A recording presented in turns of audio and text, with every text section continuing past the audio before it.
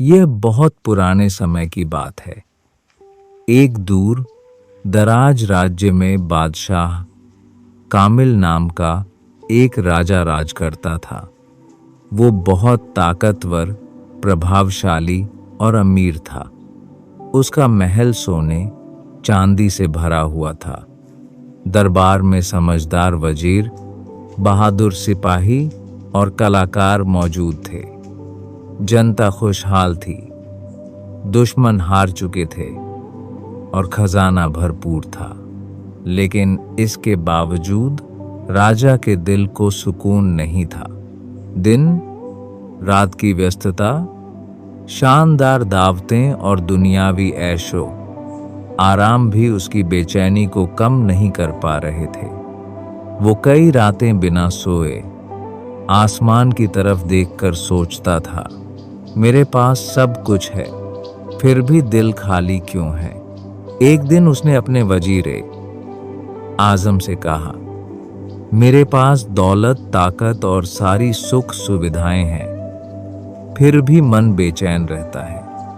आखिर ये खालीपन क्यों है? वजीर ने जवाब दिया, जहां पनाह। ये सब चीजें इंसान को कुछ पल की खुशी तो देती हैं, पर असली सुकून कहीं और से मिलता है। अगर इजाजत हो तो एक सलाह दूं? राजा ने हामी भरी। वजीर बोला, शहर के बाहर पहाड़ियों के पास एक फकीर रहता है, फकीर सुलेमान। उसने दुनिया छोड़ दी है, लेकिन लोग कहते हैं कि उसने असली सुकून पा लिया है। शायद वही आपकी मदद कर सके।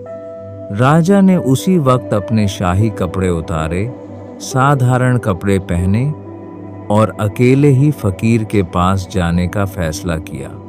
फकीर की झोपड़ी बहुत साधारण थी, ना फर्श, ना छत, ना रोशनी, बस मिट्टी का जमीन और लकड़ी का दरवाजा।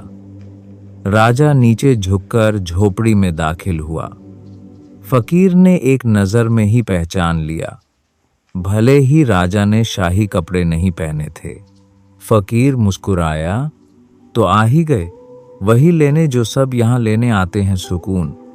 राजा हैरान हुआ, आपको कैसे पता? फकीर बोला, दिल की हालत चेहरों पर दिख जाती है। अंदर से जो खाली हो, बाहर से चाहे कितना भी अमीर क्यों न हो, वो पहचाना जाता है। राजा ने पूछा, क्या आप मुझे सुकून दे सकते हैं? फकीर ने जवाब दिया, नहीं, सुकून मैं बेचता नहीं, लेकिन उसका रास्ता जरूर दिखा सकता हूं। फकीर ने एक पुरानी चादर राजा को दी और कहा, अगर सच्चे दिल से सुकून चाहते हो तो एक महीना इस चादर को ओढ़कर मेरी तरह जिंदगी जियो। किसी को मत बताना कि तुम राजा हो। अगर तब भी सुकून न मिला तो अपना ताज वापस ले जाना। राजा ने थोड़ी देर सोचा, फिर सिर झुकाकर चादर ओढ़ ली। फिर एक महीना बीता।